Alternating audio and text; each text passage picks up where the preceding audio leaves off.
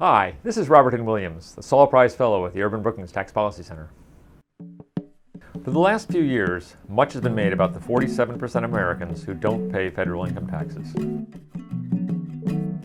Pundits and politicians have used that number to portray a world of makers and takers, where 53% of us pay for benefits going to the other 47%. But those simple numbers ignore important issues about our tax system.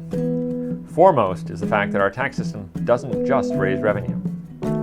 It also delivers a lot of social policy through its many exclusions, exemptions, deductions, and credits. The federal income tax encourages people to save for their old age and helps students pay for college. It encourages charitable giving and subsidizes state and local governments.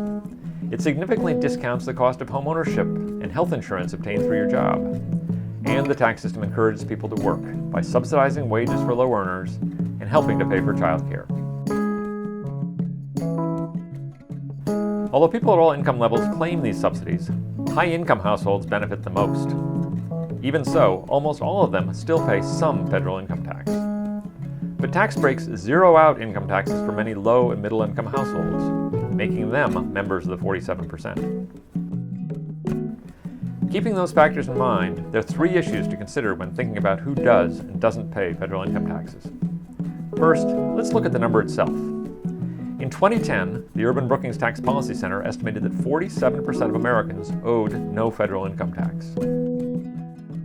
That percentage was even higher in the previous 2 years, when it hit 50%. Those numbers were abnormally high, in part because incomes fell during the economic downturn, and in part because Congress and the White House twice cut income taxes to stimulate the economy.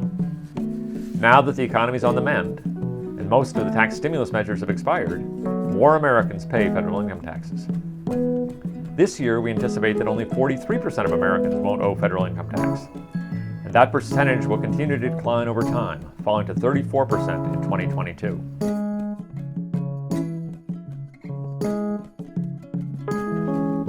Second, just because 43% of Americans won't pay federal income tax this year doesn't mean they won't pay any taxes. Far from it. When we account for payroll taxes, property taxes, state and local income taxes, sales taxes, gas taxes, and sin taxes on tobacco and alcohol, it's nearly impossible for a person to avoid paying at least some tax. Finally, let's take a look at the people who make up this year's 43%. 2/3 of them work and thus owe payroll taxes, that FICA deduction on your pay stub for taxes that fund Social Security and Medicare. Most Americans pay more in FICA than in income taxes. That leaves just 14% of Americans paying neither income nor payroll tax. Nearly 2/3 of that group are over 65 and retired, with too little income to owe income tax. And almost all of the rest earn less than $20,000 a year. They're just plain poor.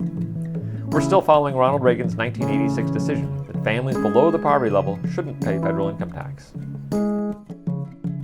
So who's left? About 1%. Some are investors who get most of their income from tax-exempt interest on municipal bonds. Some give a lot to charity, or have already paid tax on income earned abroad. And others have big medical bills, large business losses, or other situations that wipe out the income taxes they'd owe Uncle Sam. Our system may be convoluted and hard to understand, but a nuanced look shows it's not just a system for makers and takers.